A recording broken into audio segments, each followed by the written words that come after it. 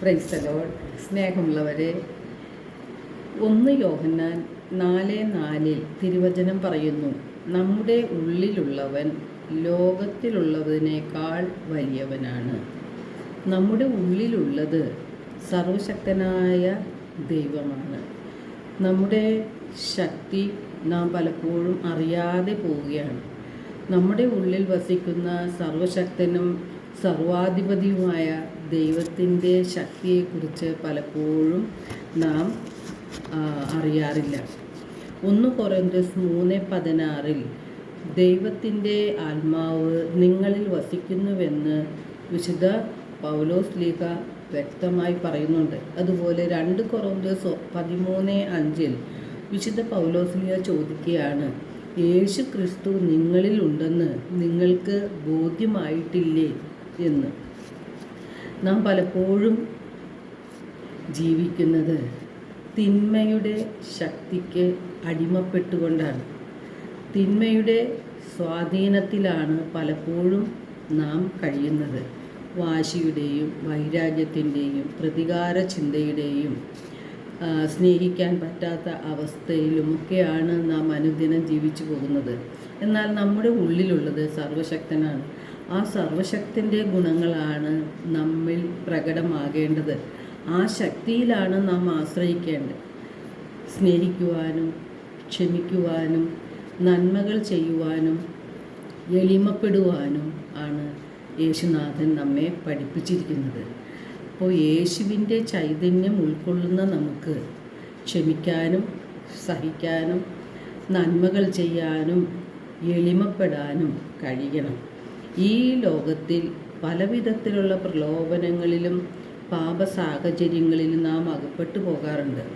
സാത്താൻ ഒരുക്കുന്ന കെണികളിൽ നാം വീണു പോവുകയാണ് ചെയ്യുന്നത്.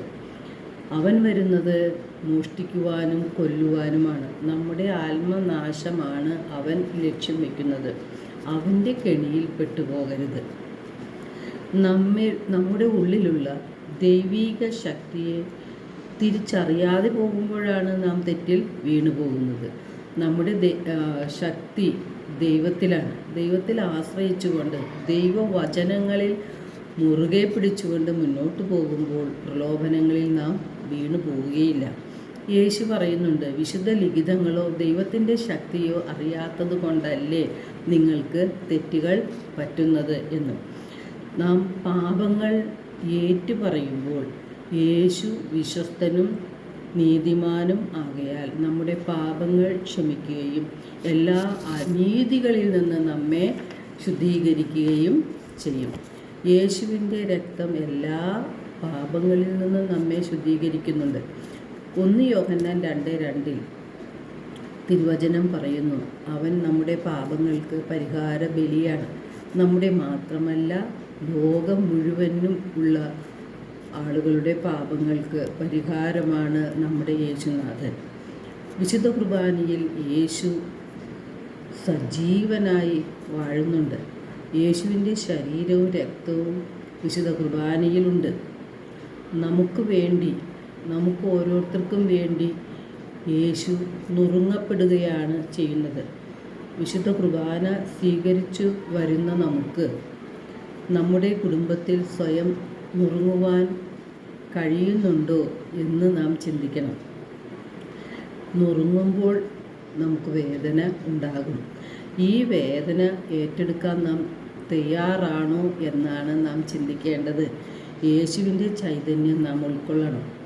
നമ്മുടെ ഉള്ളിലുള്ള യേശുവിൻ്റെ സ്നേഹം, യേശുവിൻ്റെ കരുണ നമ്മുടെ ചുറ്റിലുമുള്ളവരിലേക്ക് നാം ഒഴുക്കണം. നാം ആദ്യം കരുണ കാണിക്കേണ്ടത് നമ്മുടെ വീടുകളിൽ, കുടുംബങ്ങളിലാണ്. കുടുംബാംഗങ്ങളോട് കൂടുതൽ സ്നേഹത്തിൽ പെരുമാറാനും അവരെ അംഗീകരിക്കാനും അവർക്ക് വേണ്ട നന്മകൾ ചെയ്യുവാനും അവരോട് ദയ കാണിക്കാനും അല്പമെല്ലാം എളിമപ്പെടാനും നമുക്ക് കഴിയുന്നില്ലെങ്കിൽ വിശുദ്ധ കുർബാന സ്വീകരിച്ചതുകൊണ്ട് എന്തെങ്കിലും നേട്ടം നമുക്കുണ്ടാകുന്നുണ്ടോ എന്ന് നാം സ്വയം വിലയിരുത്തണം. നമ്മുടെ ദിവ്യബലിയും ദിവ്യകാരുണ്യ സ്വീകരണവും അർത്ഥവത്താകണമെങ്കിൽ യേശുവിൻ്റെ ചൈതന്യം നമ്മളിൽ ഉണ്ടാകുകയും ആ ചൈതന്യത്തിൽ നാം ജീവിക്കുകയും ചെയ്യണം.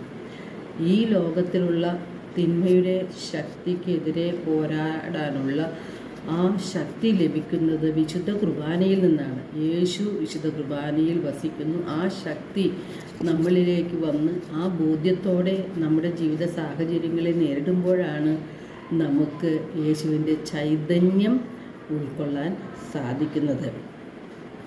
നാം പലപ്പോഴും തിന്മയിൽ വീഴുന്നതിനൊരു കാരണം നമ്മുടെ ഹൃദയത്തിൽ വചനമില്ല, ദൈവത്തിൻ്റെ വചനമില്ല. നമ്മുടെ ആത്മാക്കളെ രക്ഷിക്കാൻ കഴിയുന്നത് ദൈവത്തിൻ്റെ വചനങ്ങൾക്കാണ്. ആ വചനങ്ങളെ വിനയപൂർവ്വം സ്വീകരിച്ചുകൊണ്ട് അനുദിനം നമുക്ക് മുന്നോട്ട് പോകാം. എല്ലാവർക്കും ഒരു നല്ല ദിനം ആശംസിക്കുന്നു. ദൈവം നമ്മെ ഓരോരുത്തരെയും സമൃദ്ധമായി അനുഗ്രഹിക്കട്ടെ.